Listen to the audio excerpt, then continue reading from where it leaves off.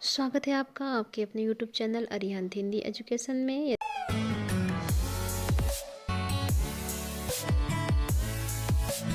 आप मेरे चैनल पे नए हैं तो प्लीज़ मेरे चैनल को सब्सक्राइब करें, लाइक करें, शेयर करें और कमेंट्स भी करें। तो चलिए बढ़ते हैं आज के विषय की ओर।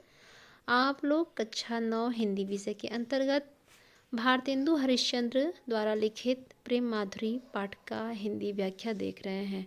आइए पाठ को शुरू करते हैं। पाठ शुरू करने से पहले इनके लेखक के बारे में आप जान लें।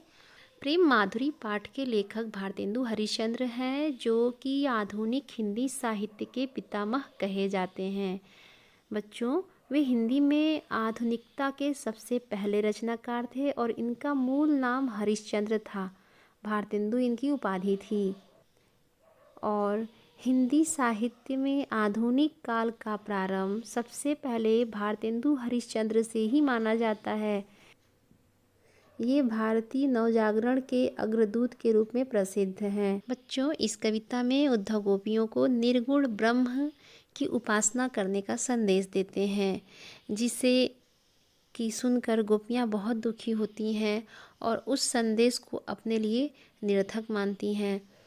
प्रेम माधुरी कविता का आप व्याख्या देखिए। कूके लगी कोयले कदम्बन पे बैठी फेरी, धोए धोए पात हिली हिली सरसै लगे, बोले लगे दादुर मयूर लगे नाचे फेरी, देखी के संजोगी जन ही हर्षै लगे। तो इसके कठिन शब्द के अर्थ देखिए। कूके लगी मतलब कूकने लगी, कोयले मतलब कोयल, फेरी मतलब फिर से, धोए धोए मतलब धुले हुए, पात मतलब पत्ता, और सरसै सरसै लगे का अर्थ होगा सुशोभित होने लगे।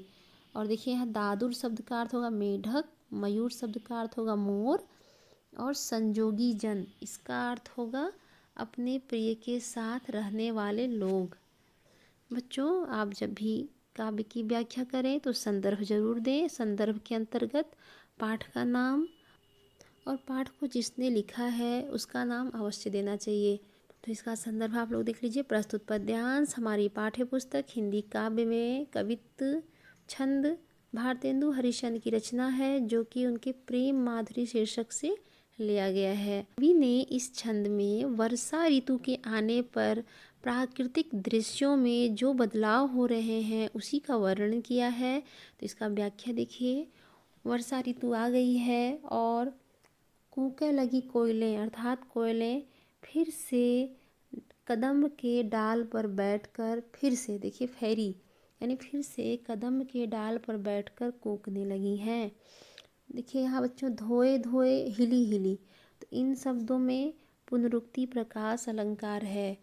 वर्षा के जल से धुले हुए वृक्षों के पत्ते हवा में हिलते हुए शोभा देने लगे अर्थात सुशोभित होने लगे। बोले लगे दादुर मयूर लगे नाची फेरी, और जब वर्षा का ऋतु आता है तो मेढक बोलने लगते हैं और मोर फिर से नाचने लगे हैं। और इस समय देखी के संजोगी जन ही हर्ष लगे, और इस समय इस वर्षा ऋतु को देख करके जो प्रियजन अपने परिवार के साथ हैं वे सब इस बारिश को देखकर बड़े ही प्रसन्न होने लगे हैं। हरि भई भूमि सिरी पवन चलन लागी, लखी हरिचंद फेरी प्राण तरसे लगे, फेरी झूमी झूमी बरसा की ऋतु आई फेरी, बादर निगोरे झुकी झुकी बरसे लगे। तो बच्चों देखिए, भारतेंदु जी आगे कह रहे हैं कि जब बारिश हो रही है तो सारी जो भूमि है हरी भई यानी हरियाली से भर गई है। सीरी सीरी का अर्थ यहाँ देखिए होगा शीतल, और शीतल पवन मतलब हवा, और अर्थात सारी भूमि बारिश के पानी से हरी भरी हो गई है और शीतल ठंडी वायु चलने लगी है। लखी हरिचंद फेरी प्राण तरसे लगे अर्थात हरिश्चंद्र को देखकर, अर्थात हरिश्चंद्र देखिए यहाँ श्री कृष्ण को कहा गया है। हरिश्चंद्र को देखकर अर्थात श्री कृष्ण को देखकर हमारे प्राण मिलने को फिर से तरसने लगे। झूमी झूमी बरसा की ऋतु आई फेरी, बादल निगोरे झुकी झुकी बरसे लगे। बच्चों देखिए, यहाँ एक निगोरे शब्द आया है जिसका अर्थ होता है निगोड़ा, और यह ब्रज की एक गाली है। तो बादल को निगोड़ा गोपियों ने इसलिए बोला है क्योंकि बादलों को देखकर गोपियों की विरह वेदना और तेज हो गई। इसीलिए विरहिणी गोपियों ने बादल को निगोड़ा कहा है, क्योंकि बादलों ने उमड़ घुमड़ कर ऐसा वातावरण बना दिया कि वह कृष्ण के विरह से और ज़्यादा दुखी हो गईं। और ऐसा करके बादल ने उनके साथ बड़ा ही दुष्टता का व्यवहार किया है, इसीलिए गोपियाँ उसे निगोड़ा कह रही हैं। गोपियाँ कह रही हैं कि झूमते हुए बादलों के साथ यह बारिश फिर आ गई है और ये निगोड़े बादल फिर से धरती पर झुक झुक कर बरसने लगे हैं। तो इस आगे देखिए, जी पे जो होई अधिकार तो विचार कीजिए, लोक लाज भलो बुरो भले निर्धारिये, नैन श्रवण कर पग सब पर बस भय, उते चली जात इन्हें कैसे की संहारिये। तो देखिए बच्चों, इसमें जो कठिन शब्द है निर्धारिये, निर्धारिये शब्द का अर्थ होगा निर्धारित कीजिए या निश्चित कीजिए। और जी, देखिए यहाँ जी जो शब्द आया है उसका अर्थ होगा हृदय। और नयन का अर्थ होगा आँखें, श्रवण का मतलब कान, और कर का मतलब हाथ, पग का अर्थ होगा पैर, परवश, परवश मतलब दूसरे के वश में, भय मतलब हो गए, उतय, उतय का अर्थ होगा उधर ही, संहारिये, संहारिये का अर्थ यहाँ देखिए होगा संभालना। इन पंक्तियों में गोपियाँ उद्धव के सामने अपनी कृष्ण के प्रति जो प्रेम है उस प्रेम की विवशता का वर्णन कर रही हैं। कवि कह रहे हैं कि गोपियाँ कहती हैं, हे उद्धव, यदि हमारा हृदय पर अर्थात जी मतलब हृदय या अपने मन पर कोई अधिकार होता तो हम लोग लज्जा भला बुरा सबका निर्धारण कर पाते। तात्पर्य है कि गोपियाँ ये कह रही हैं कि हमारा तो अपने हृदय पे कोई वश ही नहीं है, हमारा हृदय हमारे साथ है ही नहीं। यदि हमारे साथ होता, यदि हमारे मन पर कोई अधिकार होता तो हम इस संसार में जो लोक लाज है, जो भला बुरा है, सबका निर्धारण कर पाते। लेकिन नयन श्रवण कर पग अर्थात आँख, कान, हाथ, पैर सभी जो है कृष्ण की ओर चले गए हैं, अर्थात उनके वश में हो गए हैं। परवश मतलब दूसरे के वश में हो गए हैं। गोपियाँ यह कहना चाह रही हैं कि हमारे आँख, कान, हाथ, पैर सभी परवश हो गए हैं, उतय चली जात इन्हें कैसे के संहारिये, अर्थात ये तो बार बार कृष्ण की ओर ही आकर्षित होते जाते हैं, हम इसे कैसे संभालें। हम तो हर तरह से परवश हो चुकी हैं, अर्थात हम हर प्रकार से दूसरे के वश में हो चुकी हैं। हरिचंद भई सब भांति सो पर आई, हम इन्हें ज्ञान कही कहो कैसे के निवारिये, मन में रहे जो ताही दीजिए बिसारी, मन आपे बसे जामे ताही कैसे के बिसारिये। देखिए यहाँ विसारना का अर्थ होता है भुलवाना या भुलाना, और ताही यहाँ देखिए ताही शब्द का अर्थ होगा उसे। तो गोपियाँ कह रही हैं कि हम तो हर तरह से पराई हो चुकी हैं, इन्हें ज्ञान कही यानी इन्हें जो है अब ज्ञान का उपदेश देकर आप कैसे कृष्ण से अलग कर पाएंगे। हे उद्धव, जो आप ज्ञान का संदेश यहाँ लाए हैं हम लोगों के लिए, हमारा तो न मन है हमारे पास, न हमारी आँखें हैं, न हमारे कान हैं, न हमारे हाथ हैं, न हमारे पैर हैं। तो ऐसी दशा में हे उद्धव आप बताइए, आप इन्हें ज्ञान कही कहो कैसे, अर्थात आप इन्हें ज्ञान कैसे देंगे, कैसे आप इन्हें उपदेश देंगे और कैसे इन्हें कृष्ण से अलग करेंगे। मन में रहे जो ताही दीजिए भी सारी मन, अरे जो मन में बसा हो उसे तो भुलाया भी जा सकता है, लेकिन मन यदि किसी में बसा है तो उसे कैसे भुलाया जा सकता है। तात्पर्य है कि अगर कोई चीज़ मन में होती तो हम उसे भुला देते, लेकिन हमारा मन ही कहीं जाके बस गया है, अर्थात गोपियों का मन श्री कृष्ण के हृदय में बसा हुआ है। तो ऐसी दशा में श्री कृष्ण को कैसे भुलाया जा सकता है। पंक्तियों में भारतेंदु जी ने गोपियों की प्रेम की विवशता का वर्णन जो बहुत ही मार्मिक ढंग से किया है बच्चों। भाषा इसमें ब्रज है, अलंकार अनुप्रास अलंकार है, और छंद कवित्त छंद है। आगे देखिए, यह संग में लागिए डोल सदा बिन देखे न धीरज आनती हैं, छिन्हु जो वियोग परे हरिचंद तो चाल प्रलय सूठानती हैं, वरुणी में थिरे न झपै उजपे पल में न समाई वो जानती हैं, प्यारे तिहारे निहारे बिना अखियाँ दुखियाँ नहीं मानती हैं। तो ये जो छंद है बच्चों, ये सवैया छंद है। भारतेंदु जी ने जो कविता लिखी है, तो अभी जो ऊपर की दो आपने छंद देखे वो कवित्त छंद था और ये सवैया छंद है। तो देखिए इसे कठिन शब्द की अर्थ देख लीजिए। यहाँ लाघीय शब्द का अर्थ होगा लगी हुई है। आनती है, आनती है शब्द का अर्थ होगा धारण करती है या लाती हैं। छिनहु, छिनहु शब्द का अर्थ होगा क्षण भर। चाल प्रलय की, यहाँ अर्थ होगा आंसू बहाना। और बरुनी, बरुनी शब्द का अर्थ होगा बरौनी। थिरय, थिरय का अर्थ होगा स्थिर रहती है। झपय, झपय शब्द का अर्थ होता है बंद होती हैं। उझपय, इसका अर्थ होगा खुलती हैं। और पल, यहाँ पल शब्द का अर्थ होगा पलक, जो आँखों के पलक होते हैं। समाइबो, समाइबो शब्द का अर्थ होगा बंद होना। निहारे, निहारे शब्द का अर्थ होता है देखना। इसका प्रसंग देख लीजिए। प्रसंग में जो है क्या इन पंक्तियों में बातें कही गई हैं, इसकी सूचना दी जाती है। तो इसमें कवि ने गोपियों के नेत्रों की यानी उनकी आँखों की विवशता का बहुत ही मार्मिक तरीके से वर्णन किया है। अब इसका आप अर्थ देखिए। गोपियाँ कह रही हैं, यह संग में लागी डोले सदा, अर्थात हे प्रिय, हमारी आँखें सदा आपके साथ साथ चलती हैं, यानी आपके साथ साथ चल रही हैं। बिन देखे न धीरज आनती हैं, और आपको देखे बिना इनको चैन नहीं मिलता। यानी गोपियाँ आपस में बात कर रही हैं और ये जो बात है वो कृष्ण के प्रति है कि हमारी आँखें हमेशा कृष्ण के साथ लगी रहती हैं और बिना श्री कृष्ण को देखे इन आँखों को चैन नहीं मिलता। छिनहु जो वियोग परे हरिचंद, अर्थात यदि कभी क्षण भर को भी आपसे वियोग हो जाता है, अर्थात आपसे दूर हो जाती हैं, तो ये आँखें चले चाल प्रलय सूठानती हैं। तो ये आँखें जो हैं प्रलय अर्थात आंसू बरसाना शुरू कर देती हैं, अर्थात इतना रोती हैं कि ऐसा लगता है कि प्रलय आ जाएगा।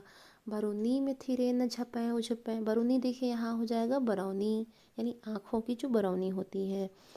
ये कह रही हैं गोपियाँ कि कभी ये आँखें बरौनियों में स्थिर नहीं रह पाती, कभी झपे कभी उझपे, अर्थात कभी बंद होती हैं तो कभी खुलती हैं, लगातार वो स्थिर नहीं होती हैं। पल में न समाई वो जानती हैं, पल मतलब होता है पलक, और ये पलक में तो बंद होना जैसे इनको आता ही नहीं है। अरे तिहारे निहारे बिना, गोपियाँ आगे कह रही हैं कि हे प्रिय, यहाँ प्रिय जो है श्री कृष्ण को कहा जा रहा है। हे प्रिय, हे श्री कृष्ण, आपको देखे बिना हमारी जो दुखी आँखें हैं वो बात हमारी नहीं मानती हैं। तो यहाँ कवि ने आँखों के मिलन का बड़ा ही हृदय स्पर्शी वर्णन किया है। भाषा ब्रज भाषा है इसमें, और रस देखा जाए तो वियोग श्रृंगार रस है। इसमें देखिए बच्चों जगह जगह मुहावरे के भाव भी हैं, जैसे संग लगे डोलना, धीरज न आना और प्रलय की चाल ठानना, इस तरह के जो शब्द हैं यहाँ पे मुहावरे के भाव आ गए हैं। छंद देखिए, पहिले बहुभांति भरोसो दयो, अब ही हम लाई मिलावती हैं। हरिचंद भरोसे रही उनके सखियाँ जो हमारी कहावती हैं। अब वे जुदा हो रही हम सो उल्टो मिल के समझावती हैं। पहले तो लगाई के आग अरी जल को, अब आप ही धावती हैं।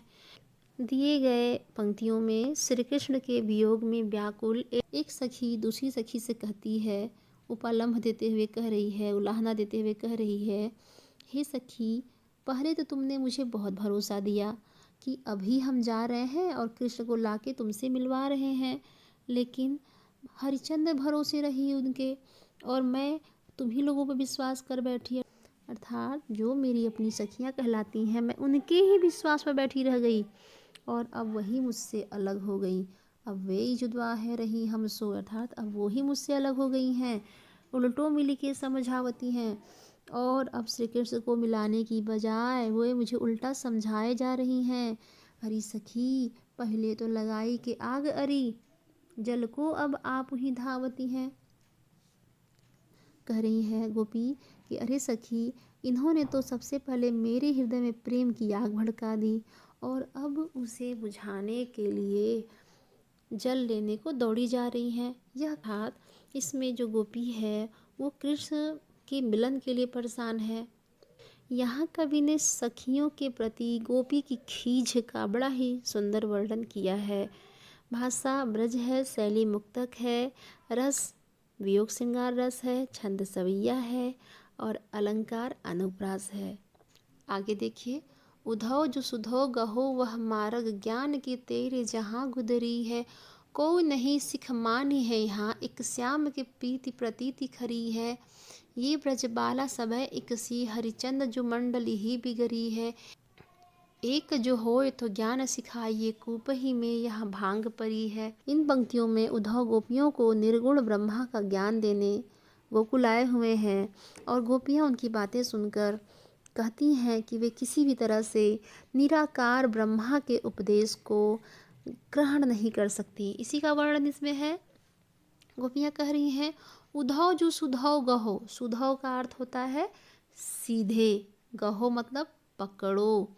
हे उद्धव, आप सीधे उसी रास्ते पर चले जाइए। वह मार्ग मतलब रास्ते पर, जहाँ ज्ञान की तेरे गुदरी, गुदरी का अर्थ होता है गठरी। अर्थात गोपियाँ कह रही हैं, हे उद्धव, आप सीधे उसी रास्ते पर चले जाइए जहाँ आपके ज्ञान की गुदड़ी रखी हुई है या गठरी रखी हुई है। को नहीं सिख मानी है यहाँ, एक श्याम की प्रीति प्रतीति खरी है। गोपियाँ कह रही हैं, यहाँ पर आपके उपदेश को कोई गोपी नहीं मानेगी, क्योंकि सभी श्री कृष्ण के प्रेम में विश्वास करती हैं। प्रतीति का अर्थ होता है विश्वास, प्रीति का अर्थ होता है प्रेम। तो सभी जो गोपियाँ हैं वह केवल श्री कृष्ण को ही प्रेम करती हैं और उनके प्रेम में ही विश्वास करती हैं। इसलिए हे उद्धव, आपका उपदेश इन गोपियों के बस की बात नहीं है। ये ब्रजबाला सबे इकसी, हरिचंद जो मंडल ही बिगड़ी है। कवि आगे कह रहे हैं कि सभी ब्रजबालाएँ एक जैसी हैं, कि कोई भी जो है अलग नहीं है, इनकी तो पूरी मंडली ही बिगड़ी हुई है। अर्थात इन पे किसी का कोई वश नहीं है, एकमात्र श्री कृष्ण ही हैं जो समझा सकते हैं।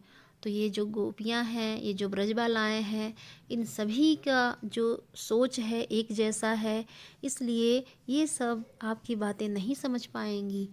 एक जो हो तो ज्ञान सिखाइए, कूप ही में यहाँ भांग परी है। आगे कवि कह रहे हैं, यदि कोई एक गोपी होती तो आप उन्हें ज्ञान का उपदेश दे देते, लेकिन यहाँ तो कुएं में ही भांग पड़ी है। अर्थात सभी श्री कृष्ण के प्रेम में सराबोर होकर पागल सी हो गई हैं। इसलिए हे उद्धव, आपका यहाँ ज्ञान देना बेकार है। तो यहाँ पे कवि ने श्री कृष्ण के प्रति गोपियों के खरे प्रेम का वर्णन किया है। भाषा मुहावरेदार है और ब्रज भाषा है, छंद सवैया है, अलंकार अनुप्रास और रूपक है, रस श्रृंगार रस। आयो बसंत ऋतुन को कंत, चहु दिसी फूली रही सरसो, बर शीतल मंद सुगंध समीर, सतावन हार भयो गरसो। अब सुंदर सांवर नंद किशोर, कहे हरिचंद गयो घर सो, परसों को बिताय दिया बरसों, तरसों कब पाय पिया परसों। प्रस्तुत पंक्ति में कवि ने बसंत ऋतु के आगमन पर गोपियों के विरह व्यथा का वर्णन किया है। यानी बसंत का ऋतु आ गया है और बसंत ऋतु के आने पर गोपियों की जो हालत है श्री कृष्ण के बिना, उसी का वर्णन है। तो यहाँ देखिए, ऋतुन को कंत, तो ऋतुओं का स्वामी बसंत, कंत का अर्थ होता है स्वामी। ऋतु मतलब ऋतुओं, यानी ऋतुन को कंत का अर्थ होगा ऋतुओं का स्वामी। बर, यहाँ देखिए बर शब्द का अर्थ होगा श्रेष्ठ। समीर, समीर शब्द का अर्थ होगा हवा या वायु। गर सो, इसका अर्थ होगा गले तक या पूरी तरह से। परसों, परसों का अर्थ होता है आने वाले कल के बाद का दिन। अर्थ देखिए, एक गोपी कृष्ण के वियोग से पीड़ित होकर दूसरी सखी से अपने मन की समस्या को, अपने मन की परेशानी को व्यक्त कर रही है और कहती है, हे सखी, ऋतुओं का स्वामी ऋतुन को कंत अर्थात ऋतुओं का स्वामी बसंत आ गया है और चहुदिशी फूली रही सरसों, और चारों दिशाओं में यानी चारों तरफ पीली पीली सरसों फूल रही है। साथ ही बर शीतल, बर का मतलब श्रेष्ठ, और सुंदर शीतल मंद सुगंधित हवा भी बह रही है। किंतु बसंत ऋतु का जो मादक वातावरण है वह श्री कृष्ण के बिना मुझे पूरी तरह से कष्टदायक प्रतीत हो रहा है। अर्थात श्री कृष्ण के बिना मुझे कुछ भी यहाँ अच्छा नहीं लग रहा है। अब सुंदर सामरो नंद किशोर, कहे हरिचंद गयो घर सो। श्री कृष्ण हमसे यह बताकर गए थे कि मैं परसों तक मथुरा से लौट आऊँगा, लेकिन उन्होंने परसों के स्थान पर न जाने कितने वर्ष बिता दिए और अभी तक लौट कर नहीं आए।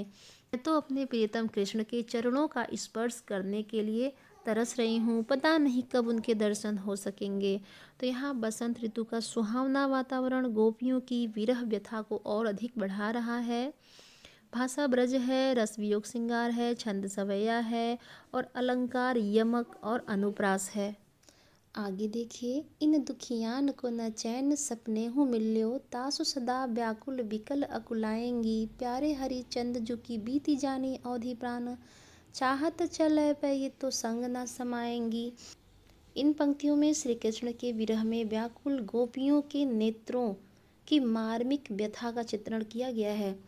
विरहिणी गोपियाँ उद्धव से कहती हैं कि प्रियतम श्री कृष्ण के विरह में व्याकुल इन आँखों को सपने में भी चैन नहीं मिलता या शांति नहीं मिलती।